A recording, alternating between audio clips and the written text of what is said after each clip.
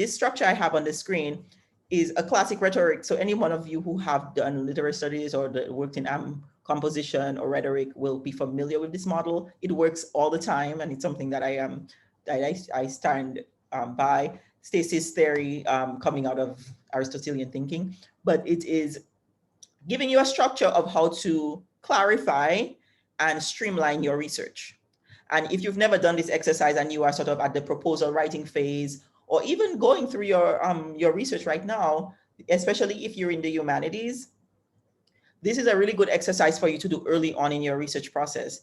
To put your topic, I'm missing, I wanted us to do an exercise, but this time is always much shorter than we have. I'm going to visualize this for you to give you a sense of the nature of your research topic. What are the characteristics? What are the debates surrounding definition? So when I say something like Caribbean radical politics, are there debates about what is defined as radical politics in the Caribbean? That's what I mean when I say an argument of definition, right? Cause and effect. What are the factors influencing a phenomenon, and how has that phenomenon impact on the emergence of an issue or movement? What things led to this radical politics? The African movements in the 1950s and 60s certainly influenced, one of the biggest influence on Western thinking about radical politics and anti-colonialism was Frantz Fanon's The Wretched of the Earth, right? And that was being produced in Africa by 1961, and that is influencing the Caribbean. So we can talk about what are the debates. Is the African anti-colonial movement the most dominant impact on radical politics in the Caribbean, or is that coming from a different place? Is that coming from local Caribbean struggles and questions about race in the Caribbean? The idea of an argument or a debate about thinking about what you want to do is not to arrive at an answer, is to generate research questions so that you are clear on which lines of thinking you want to follow. I always say quality and value are sort of the places where we will find most of our sort of complex arguments. All of these can exist like in a hierarchy in our dissertations or whatever books we're producing and so on. The degree or extent to which something is morally, ethically, logistically impactful, or how we judge it as a society, what the value of this, what is the value of this Caribbean radical politics to our current formations or to that particular moment? We can ask them in different questions.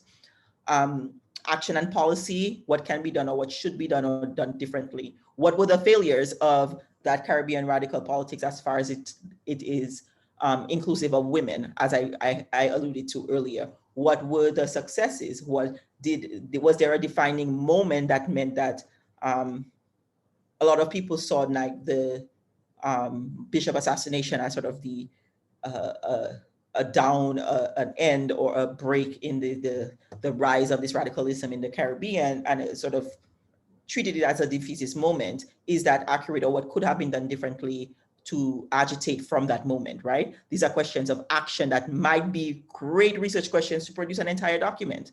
And then a question about jurisdiction and who is responsible. Jurisdiction is always a framing question around any kind of level of argument, because you're asking, who is producing this knowledge, and from what vantage point am I accessing this information? To get to Nadine's question. So how are we going to talk about radical politics in the Caribbean without talking about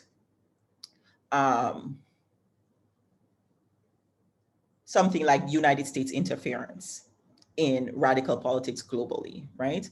Who is responsible for, that is one level of responsibility that we can think of.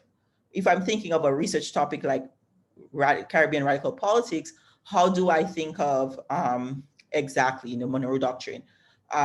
This is something we learn in high school in the Caribbean all the time. We take it in the CXC exam. They teach us Bay of Pigs. This is just Monroe Doctrine. We get books that we have to study to learn. We have very specific types of conversations about US foreign interference in as early as high school in our curriculum. So this is a really important question if you're thinking about jurisdiction, but also jurisdiction can be something that is external. When I say external, meaning a question in the research itself, but also internal or intrinsic to the research, where you're asking who is responsible for producing the primary documents, the primary sources on which my research is built. And this is what we've been talking about. Who owns it, right? You will find that I alluded to Phyllis Shand Alfrey several times in the collections, because dLOC has quite a big collections of her 2 papers. Phyllis Shand Alfrey was a poet, an author, and she was a politician. She was the only woman who was a member of the West Indian Federation and one of the founders of the Dominican Labour Party. She was also a white woman, and that has framed a lot of the conversation around her sense of belonging and where she ended up being framed in the concept of Caribbean radical politics. And she wrote an entire novel reflecting on that. And there was one publication, she was so upset about it that she ended up writing a column in the paper where Kamau Brathwaite basically says, yeah, her book was good, but she's a white woman, so she doesn't belong in this tradition that we're talking about. And this was like a really important conversation to be happening at the time, right? So, right, like Richard Hart. So there are, this question about who is responsible is also who has authority, who has power, right? When I think about the idea of jurisdiction. So you want to be asking those questions while you're encountering, which might lead you, one of the things I like about going into dLOC blind, like I call it, is being able to know that these questions can lead me to finding another source, a more specific source than what I wanted,